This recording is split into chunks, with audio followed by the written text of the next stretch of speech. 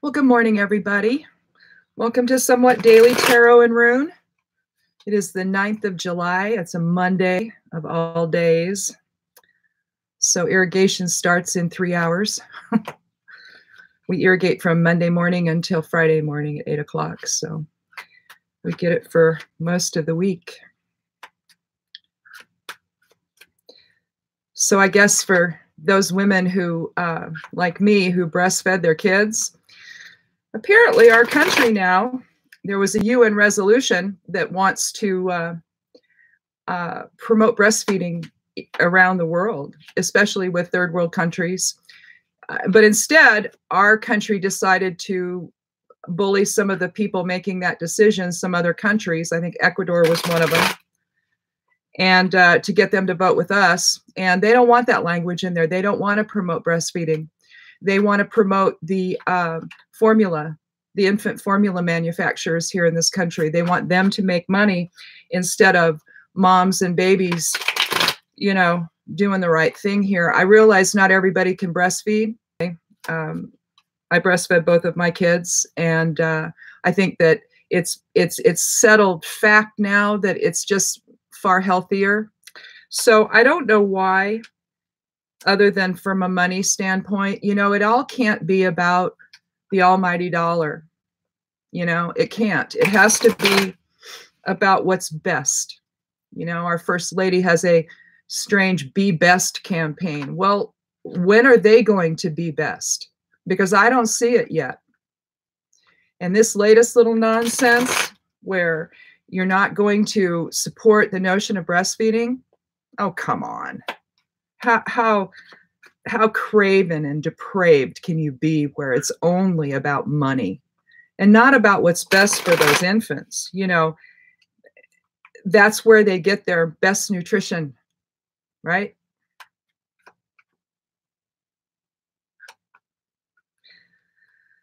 I don't know. I'm not the one making the decisions. I certainly would have made that one, that's for sure. So hopefully somebody will talk some sense into the folks, people, and get them to realize that this is hands down one of the stupidest things that they've done so far. Just stupid. So that's my rant for today on breastfeeding and why it's a good thing.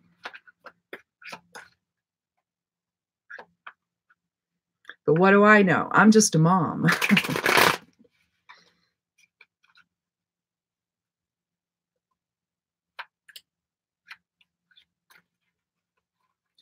So, right, let's count 13. Oh, well, I haven't checked to see. We got 4 kids out in Thailand, out of the Thai cave. Got 4 kids out yesterday. So hopefully they're up and at 'em, and they got some more out by the time I'm doing this. I haven't checked yet.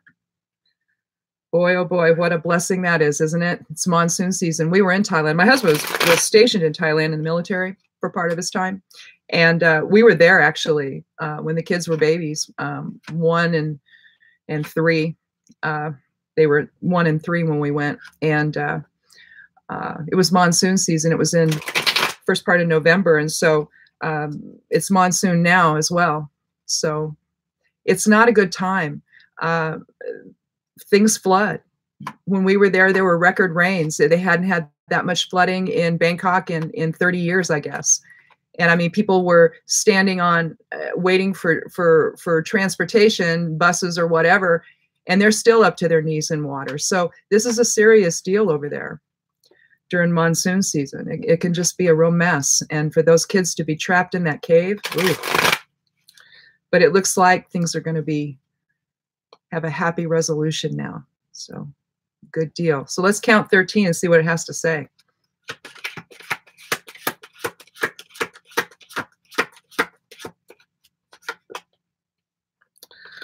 Well, well, the 2 of Pentacles. 2 is about balance. We see a jester there with a nice tall hat on. And he's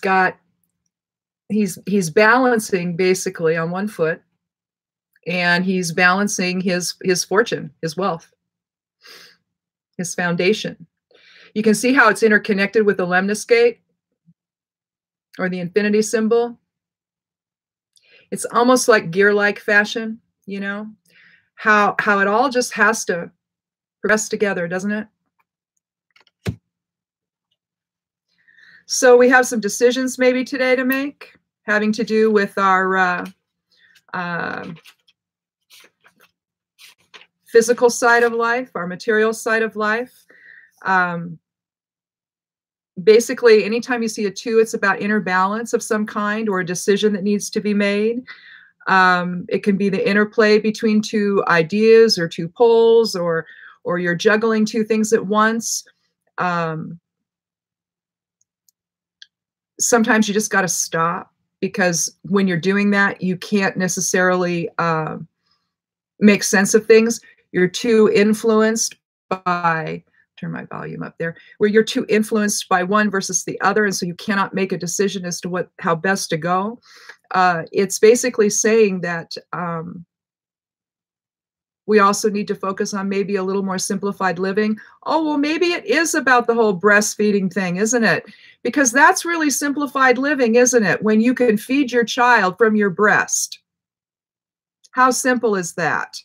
So maybe, you know, that's maybe that's what this is about. I don't know, because I think the kids in Thailand are fine. It's the rest of the babies we got to worry about. So let's see what the rune says, to see if there's just a little more clarification.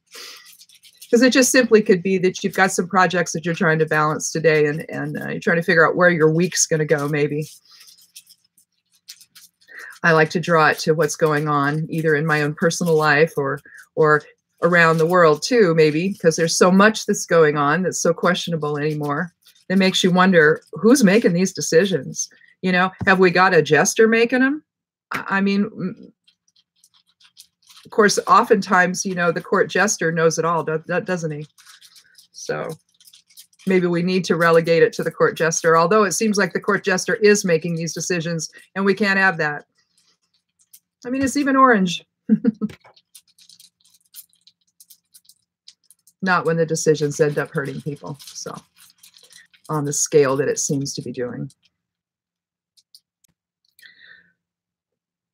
Oh, well, okay. So this is Ansu's, and this is known as Odin's rune. And this is about spirit communication. It's about the higher self within and paying attention to that voice and letting, you know, spirit inform. We need a little bit of that today, I think. It's the 4th rune of the Elder Futhark.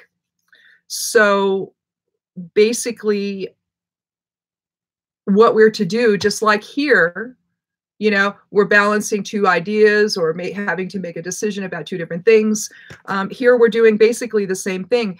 We're to look at all angles, but we're to look at it from the standpoint of spirit informing our process.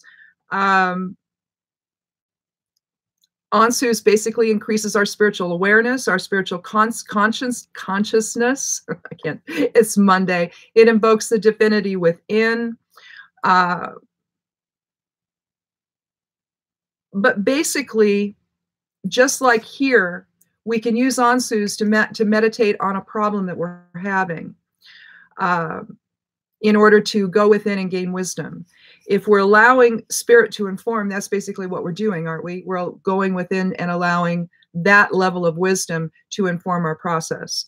That seems to be what we're lacking today. If I were to judge all of this that's going on in the world, it just seems like there's a lack of spirit informing. I think if there was more of that, you would see other kinds of decisions being made. It would be a no-brainer at the UN, you know, to say, yeah, let's support breastfeeding worldwide. Let's do that.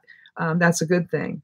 But instead, we want to put money in the pockets of infant formula manufacturers. So that makes no sense. That's not a solution or a choice or a decision that's being informed by spirit.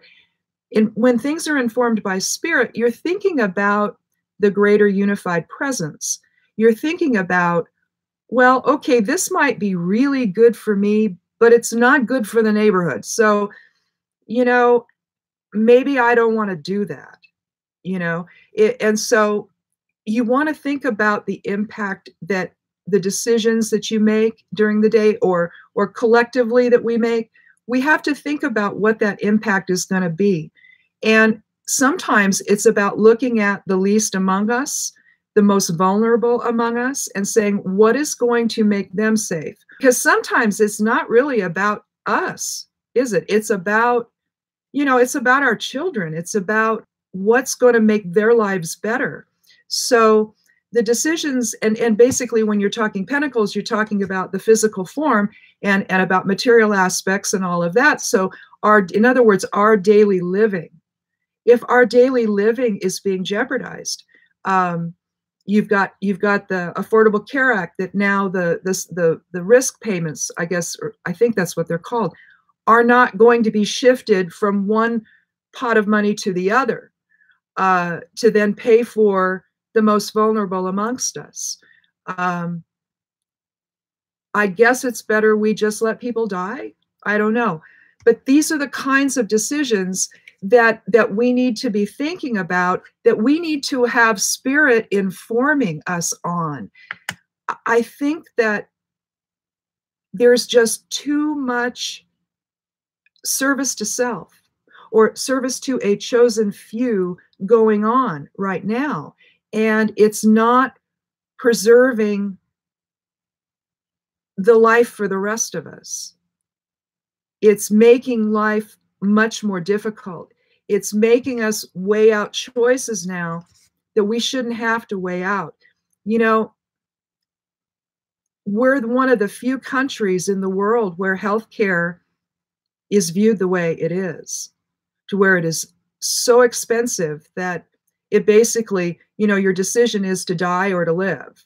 And if you don't have the money to pay the premiums, then you die. And for some reason, we kind of moved away from that in the last presidential administration, but now we're here. So people that thought that they could survive their cancer or survive, you know, have some semblance of a quality of life, be going away again.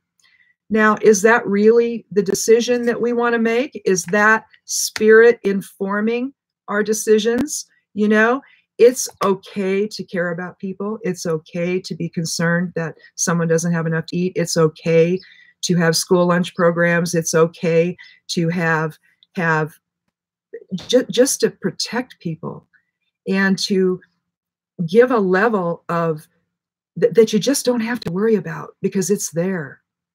Our healthcare should be that way. I'm not sure why it isn't, other than you've got people that view this as a commodity and they view it as something to make money off of. And they've told everybody that, oh my goodness, if you have socialized medicine, the doctors aren't going to care about you because they're just not going to make enough money. They have to make a lot of money in order to care about you, in order to treat you. Well, if that's the case, then we need to go back to the drawing board and get different doctors. But I don't think it is. Yeah, it might be with some of them, but I think for the most part, I think these folks would get back to why they actually did this to begin with, why they became involved in the medical profession. There needs to be a connection again between herbs and allopathic medicine.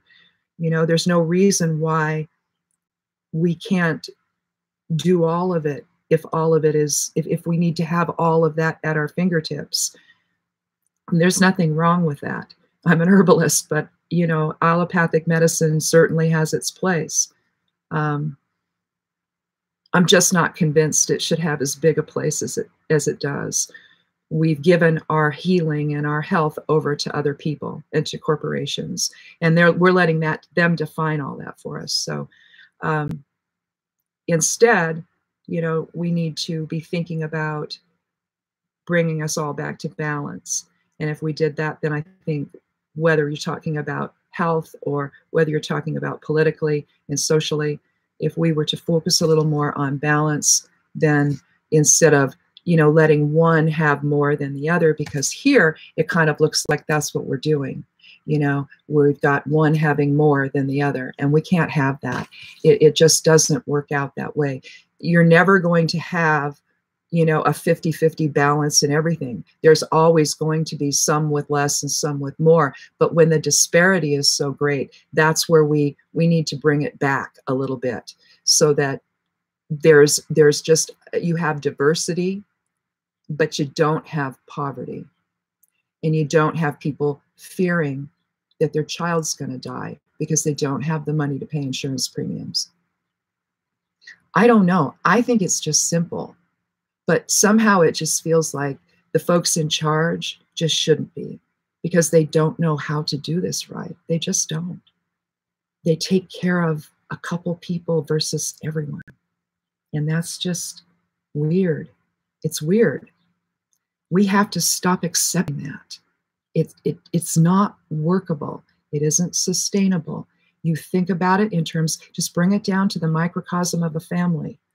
If you have one person getting everything, you know, say, and I'm saying daddies do this, but say daddy is out drinking, you know, at night, doesn't come home. You know, this happened in my family.